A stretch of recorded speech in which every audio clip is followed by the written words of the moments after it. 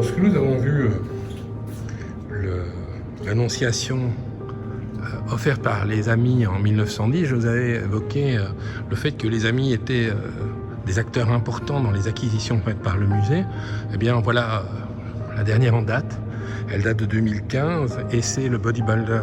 de David Almech. Alors cette œuvre a une histoire qui est assez amusante, elle est le fruit d'une commande qui a été rendue possible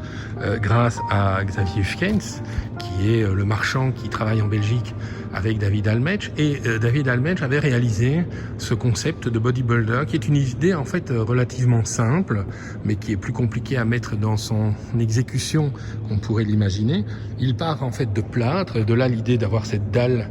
qui est une dalle de plâtre, et on voit que dans le plâtre, eh bien l'artiste est allé rechercher de la matière, et il l'a fait finalement avec des mains. Et ces mains, c'est de là l'idée de bodybuilder, c'est l'idée que ces mains, que l'on va retrouver à l'avant de la sculpture, eh bien c'est l'idée que ces mains viennent elles-mêmes se sculpter, comme si le sujet était son propre auteur. Et on voit que dès lors le corps prend forme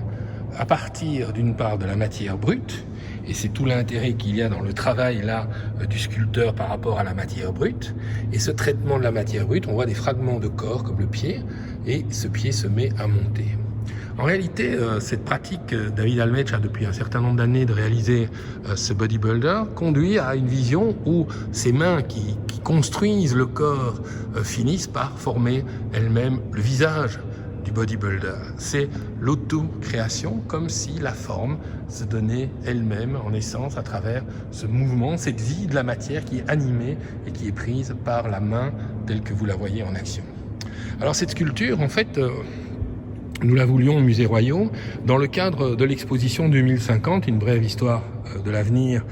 réalisée avec Jacques Attali, et on voulait une sculpture qui soit une sculpture européenne. Alors le problème de la sculpture européenne, c'est faire appel aux instances européennes et aux 27, c'est entrer dans une procédure extrêmement compliquée, et donc on a préféré la liberté à la contrainte. Et avec l'aide des Amis, on a fait appel à un artiste qui appartient au Nouveau Monde, un artiste canadien qui vit aujourd'hui à New York, qui est considéré comme un des meilleurs sculpteurs de sa génération. Et lui, en tant que descendant d'immigrants, finalement apportait une réflexion à travers cette matière qui est une façon de retirer, d'extraire, de soustraire pour pouvoir donner forme et donner corps. Et à travers ce mouvement, qui est notamment un mouvement ascensionnel, il y avait une idée de réalisation qui soit une réalisation de l'homme européen, se construisant à travers cette matière qui est sa mémoire finalement, qu'il va extraire et avec laquelle il va se construire et se constituer. Dernier élément dans cette symbolique qui peut avoir une sorte de petite résonance mallarméenne amusante, c'est évidemment ce vide central, car le mouvement de la matière, c'est pas tout. Il faut aussi nourrir cette matière, lui donner vie, lui donner sens pour qu'elle soit constitutive. Donc d'une certaine manière, le bodybuilder est en fait une sorte de regard critique sur l'homme européen, se construisant, sur l'Europe se construisant à partir de cette matière qui est sa mémoire et à travers ses mains qui sont sa puissance, sa force. C'est un message d'espoir, un message positif, mais on le voit bien au fil du quotidien, c'est un message qui demande encore une action importante et un travail important pour faire de ce bodybuilder une véritable réalisation au sens européen du terme.